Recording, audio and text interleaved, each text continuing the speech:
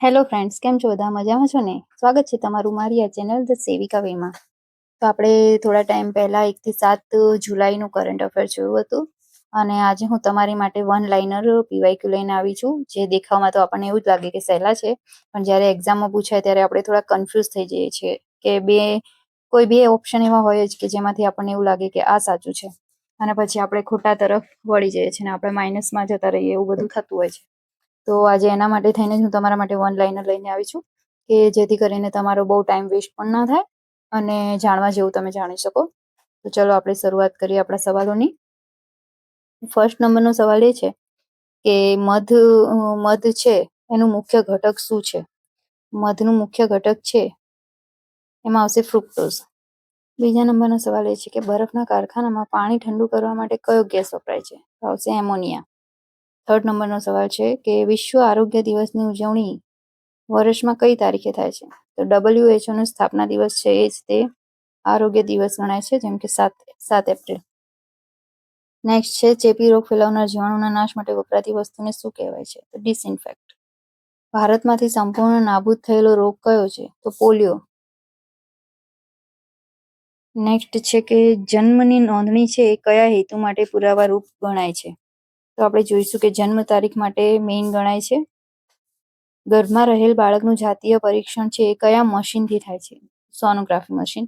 બાળકનું જાતીય પરીક્ષણ અટકાવતો કાયદો કયો છે? તો પીસીપીએનડીટી એક્ટ.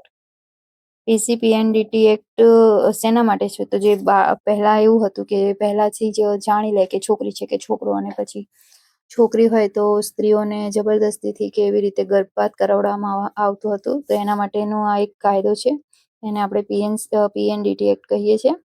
નેક્સ્ટ છે કે બાયોમેડિકલ વેસ્ટ માટે કયા રંગની બેગ વપરાય છે? તો યલો કલરની એટલે કે પીળા રંગની બેગ વપરાય છે.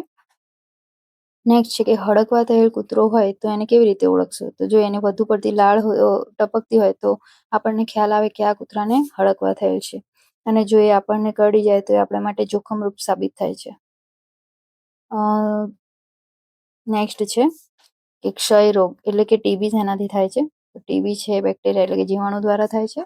ટીબીની સૌથી સારી સારવાર પદ્ધતિ આવશે ડોટ પદ્ધતિ, ડાયરેક્ટ ઓબ્ઝર્વેશન ટ્રીટમેન્ટ. ઓકે.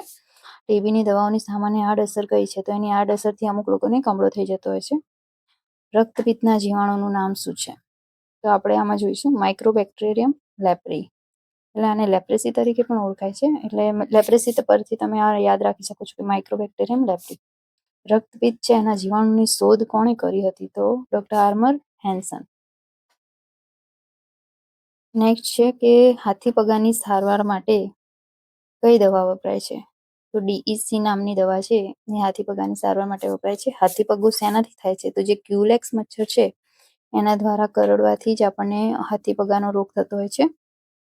લોહીનો નમૂનો છે એ કેટલા સમયમાં એમાં લેબમાં મોકલવાનો હોય? તો કે છે 48 કલાકમાં મોકલવો જોઈએ. ડેન્ગ્યુ ટેસ્ટ માટે તાવ પછી કેટલા દિવસે લોહી લેવાય છે? 5 દિવસ પછી લોહી લેવી ત્યારે આપણને ખ્યાલ આવે કે ડેન્ગ્યુ છે કે નહીં. પોષણ આહાર કાર્યક્રમમાં કેટલા રેફરન્સ હોય છે? તો 1.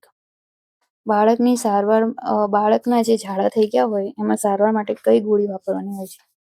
તો બાળકને જ્યારે ઝાડા થઈ જાય છે ત્યારે એની સારવાર માટે ઝીંક વાપરવામાં આવે છે, પ્લસ ઓઆરએસ પણ આપવામાં આવે છે. ઓઆરએસની સાથે આપણે ઝીંકની ગોળી આપવાની હોય છે ટોટલ 14 દિવસ માટે. ઓકે. નેક્સ્ટ છે કે રસીકરણ છે, રાષ્ટ્રીય રસીકરણ દિવસ એ શિયાળામાં જ કેમ ઉજવાય છે? તો એ શિયાળામાં ઉજવાનું મેઇન રીઝન છે કે એની શીત શૃંખલા સારી જળવાય છે.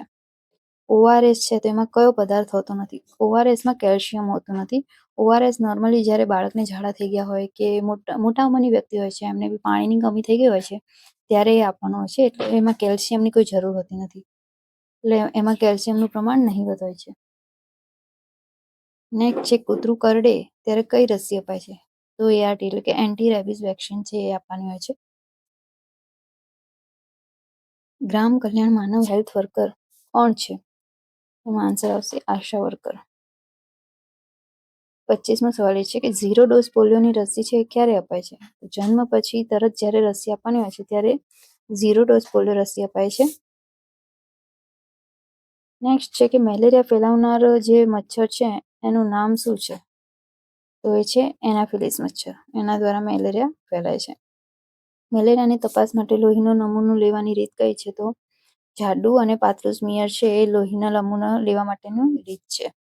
એટલે કે એક કાચની સ્લાઇડ હોય છે, એમાં એક જાડું લેયર હોય ને એક પાતળું લેયર હોય, અને એના દ્વારા જ એની તપાસ કરવામાં મુકાતી હોય છે. મચ્છર નિયંત્રણ માટે અસરકારક કાર્યક્રમ કયો છે? તો પૂરાનાશક કાર્યક્રમ છે. કેળામાં કયા વિટામિન હોય છે? તો કેળામાં વિટામિન એ હોય છે. એના સિવાય આપણે જોઈએ તો કેળામાંથી આપણને કેલ્શિયમ પણ સારા પ્રમાણમાં મળતું હોય છે. આયોડિનની ઉણપથી કયો રોગ થાય છે? તો આયોડિનની ઉણપથી આપણે જોયું છે કે માનસિક વિકલાંગતા આવતી હોય છે. પ્લસ અમુક લોકોને થાઇરોઇડ પણ થતું હોય છે. 31મો સવાલ છે કે સગર્ભા માતા છે તો એને એનિમિયા થયું હોય તો એના માટે નોર્મલ કઈ દવા આપવામાં આવે છે? તો સગર્ભા માતાને આયર્ન ફોલિક એસિડની ટેબ્લેટ આપવામાં આવતી હોય છે. 32મો સવાલ એ છે કે રક્તપિત્તનું મુખ્ય ચિહ્ન શું છે? તો સંવેદનાના અભાવવાળું જાઠું એ મેઇન રક્તપિત્તનું ચિહ્ન છે. વૃદ્ધાવસ્થામાં અંધાપો અટકાવવા કઈ કામગીરી થાય છે? તો કેટરેક્ટ ઓપરેશન. એટલે કે જે આપણે મોતિયો જોતા હોઈએ છીએ એ જ કહેવાય છે. મતલબ 2015માં ગુજરાતમાં શિશુ મૃત્યુ દર કેટલો હતો? તો 45 એટલે કે 45. પ્રસૂતિ સમયે સારી સારવાર ક્યાં મળે છે? તો આરોગ્ય કેન્દ્ર અથવા હોસ્પિટલમાં સારી સારવાર મળી રહે છે. અત્યાર સુધી આપણે જોઈતા હતા કે ઘણા ગામોમાં એટલી જાગૃતિ ન હોવાથી ઘરે જ પ્રસૂતિ કરાવતા હતા, પણ હાલ દરેક પ્રકારની યોજનાઓ બહાર પાડીને સરકાર જે સગર્ભા માતા હોય પ્લસ જેને પણ ખબર ના પડતી હોય ગામડા જેવા વિસ્તારમાં આશા વર્કરની નિમણૂક કરીને યોજનાઓનો લાભ લેવા માટે પ્રેરવાના હોય છે. પ્લસ જેમ કે JSY યોજના જેવી યોજનાઓ હોય એના અંતર્ગત જ એ લોકોને હોસ્પિટલમાં સારી સારવાર પૂરી પાડવામાં આવે છે કે જેથી એ લોકો પ્રસૂતિ હોસ્પિટલમાં જ કરાવવા માટે પ્રેરાય. નેક્સ્ટ છે કે જન્મ મરણની નોંધણી છે તેની કામગીરી કોણ કરે છે? જન્મ મરણની નોંધણી છે એ તલાટી કમ મંત્રી કરતા હોય છે. આ જન્મ મરણની નોંધણી છે નોર્મલી 21 દિવસમાં થઈ જવી જોઈએ. ઝાડા અને ઉલટી અટકાવવા માટે પહેલું પગલું કયું છે? તો પીવાના પાણીનું શુદ્ધિકરણ. જન્મ પછી પહેલા મહિનામાં મૃત્યુનું કારણ શું છે? તો ઓછા વજનનું બાળક જન્મે એ મૃત્યુનું કારણ વધારે હોય છે. કયો રોગ બિનચેપી ગણાય છે? તો જે બ્લડ કેન્સર છે એ ચેપી નથી, બિનચેપી ગણાય છે. બ્લડ કેન્સર છે એનાથી કોઈને ચેપ લાગતો નથી હોતો. એઇડ્સ છે કેવી રીતે ફેલાય છે? તો એઇડ્સ છે જાતીય સંબંધી ફેલાય છે. પ્લસ કોઈ એ વાપરેલી સિરિંજ હોય અને જો એ વ્યક્તિને HIV હોય અને એ જ સિરિંજનો ઉપયોગ કરીને આપણે બીજા વ્યક્તિને એનાથી ઇન્જેક્શન લગાવીએ તો એ બીજા વ્યક્તિમાં પણ એ રોગ થઈ શકવાની સંભાવના હોય છે. સાથે બેસવાથી, હળવા મળવાથી એ રીતે એઇડ્સનો ફેલાવો થતો હોતો નથી. નેક્સ્ટ છે કે ત્રિગુણી રસી કેટલા અંતરે અપાય છે? તો આ તો આપણને નામથી જ ખબર પડી જશે કે ત્રિગુણી તો દર 1.5 મહિને ત્રિગુણી રસી આપવાની હોય છે. કુટુંબ નિયોજનમાં કાયમી પદ્ધતિ કઈ છે? તો ટ્યુબેક્ટમી છે. ટ્યુબેક્ટમી એ કાયમી પદ્ધતિ ગણાતી હોય છે. NRHMનો મુખ્ય હેતુ એટલે કે NRHM એટલે નેશનલ રૂરલ હેલ્થ મિશન 2005માં શરૂઆત કરવામાં આવી હતી. એનો મેઇન હેતુ એ છે કે માતા અને બાળ મૃત્યુદર ઘટાડવો. હવાથી ફેલાતો રોગ કયો છે? તો હવાથી ફેલાતો રોગમાં આપણને ખબર છે કે ટીબી જેવો રોગ છે એ હવાથી ફેલાય છે. કેમ કે એમાં વ્યક્તિ જ્યારે ખાંસી ખાય છે કે એના જીવાણુ છે એ એના જે શ્વાસોશ્વાસમાં હોય એ મોઢા દ્વારા બહાર નીકળે છે, અને જ્યારે બીજો વ્યક્તિ શ્વાસ લે છે ત્યારે એના શ્વાસમાં એ જવાથી ટીબી જેવો રોગ ફેલાય છે. મોઢાનું કેન્સર તેનાથી વધુ થાય છે. તો જે તમાકુનું સેવન કરતા હોય એ લોકોને મોઢાનું કેન્સર વધુ જોવા મળે છે. નેક્સ્ટ છે કે આંખમાં વારંવાર આંજણી આંજવાથી શું થાય છે? તો એનાથી આપણને આંખમાં ચેપ લાગવાની સંભાવના વધી જાય છે. ઝાડા ઉલટીમાં પાણીમાં શું ભેરવવું જોઈએ? તો પાણી તો ઓલરેડી પ્રવાહી જ છે, પણ ORS જેવી વસ્તુ હોય છે એ પીવાથી ઝાડા મટતા હોય છે એવું કહી શકીએ આપણે.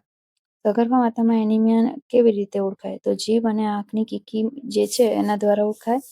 એટલે કે જીભમાં ફિકાસ આવી ગઈ હોય, આંખ છે એ ફીકી ફીકી દેખાતી હોય, શરીર ફીકું દેખાતું હોય તો એનાથી આપણને ખ્યાલ આવે કે એનામાં એનિમિયા છે, એટલે કે લોહ તત્વની ઉણપ છે. નેક્સ્ટ છે કે શાળા આરોગ્ય કાર્યક્રમમાં ગ્રીન ડે નું આયોજન શા માટે થાય છે? તો એનું આયોજન પોષણ માર્ગદર્શન આપવા માટે થતું હોય છે. નેક્સ્ટ છે કે સાબુના ગુણમાં વિવિધ રંગો કેમ દેખાય છે? તે પ્રકાશનું વ્યક્તિકરણ છે કે જેના લીધે એમાં વિવિધ રંગો દેખાતા હોય છે. થર્મોમીટરનું એકમ કયું છે? તો કેલ્વિન. હૃદયના ધબકારા માટે કયું ખનિજ જરૂરી છે? તો આ બધા આપણને ખ્યાલ જ છે કે હૃદયના ધબકારા નોર્મલી જે ચાલવા માટે પોટેશિયમ છે એની માત્રા વધુ જોઈએ છે, એટલે કે પોટેશિયમ છે એ બહુ જ જરૂરી પ્રમાણનું ખનિજ ક્ષાર ગણાય છે. બાળકીઓમાં સુરક્ષા માટે બંગાળ તલુ યોજના ક્યાં શરૂ થઈ છે? આંધ્રપ્રદેશ. વિટામિન B12 નું બીજું નામ શું છે? તો B12 નું નામ આપણને બધાને ખબર છે કે સાયનાકોબાલામાઇન.